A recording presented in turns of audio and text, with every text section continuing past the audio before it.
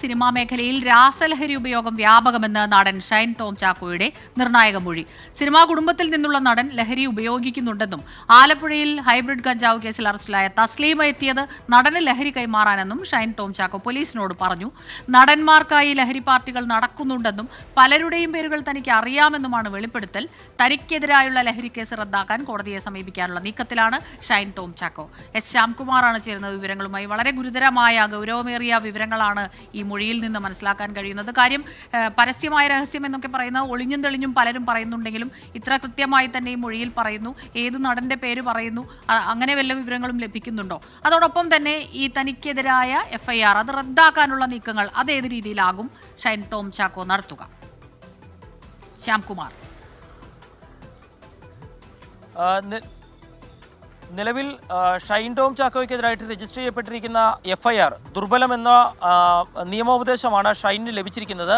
ഇതിൻ്റെ അടിസ്ഥാനത്തിലാണ് കോടതിയെ സമീപിച്ച് ഈ FIR റദ്ദ് ചെയ്യാനുള്ള നടപടികളുമായി ഷൈനും അഭിഭാഷകരും മുന്നോട്ട് പോകുന്നത്. ഈ കേസിൽ ഷൈന് ലഭിച്ചിരിക്കുന്ന നിയമോപദേശ പ്രകാരം ഷൈന് ഈ കേസിൽ പ്രത്യക്ഷത്തിൽ ബന്ധമില്ല. പക്ഷേ ഈ കേസിൽ പ്രതിയേർക്കപ്പെടുകയും ചെയ്തു. അത് കോടതിയിൽ ചോദ്യം ചെയ്യാൻ സാധിക്കുമെന്ന പ്രതീക്ഷയാണ് അഭിഭാഷകരും വച്ചു പുലർത്തുന്നത്.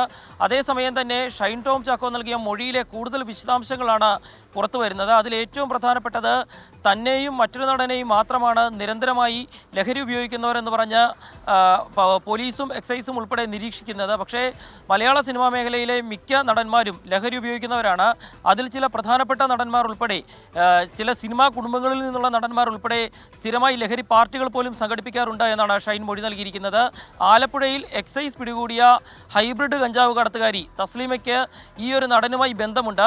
അദ്ദേഹത്തിന് നൽകുന്നതിന് വേണ്ടിയിട്ടാണ്, ലഹരി നൽകുന്നതിന് വേണ്ടിയാണ് അവർ ആലപ്പുഴയിൽ എത്തിയത് എന്നും ഷൈൻ മൊഴി നൽകിയിട്ടുണ്ട്. ഏതായാലും ഷൈൻ്റെ ഈ മൊഴികൾ മുഖവിലയ്ക്ക് എടുക്കുമോ പോലീസ് എന്നുള്ളത് ഇനി അറിയേണ്ട കാര്യമാണ്. കാരണം ഈ മൊഴികളിൽ പറഞ്ഞിരിക്കുന്ന ആളുകളിലേക്ക് അന്വേഷണം എത്തിയാൽ അത് മലയാള സിനിമയിൽ ഇപ്പോൾ പറഞ്ഞു കേൾക്കുന്ന പേരുകൾക്കപ്പുറത്തേക്ക് പുതിയ പേരുകളൊക്കെ പുറത്തു കൊണ്ടുവരുമെന്നുള്ള കാര്യവും ഉറപ്പാണ്. ഏതായാലും ഷൈൻ ആദ്യഘട്ടത്തിൽ തൻ്റെ പേരിൽ രജിസ്റ്റർ ചെയ്യപ്പെട്ടിരിക്കുന്ന FIR റദ്ദ് ചെയ്യുന്നതിന് കോടതിയെ സമീപിക്കുന്നതിനാണ് ഇപ്പോൾ തയ്യാറെടുപ്പുകൾ നടത്തുന്നത്.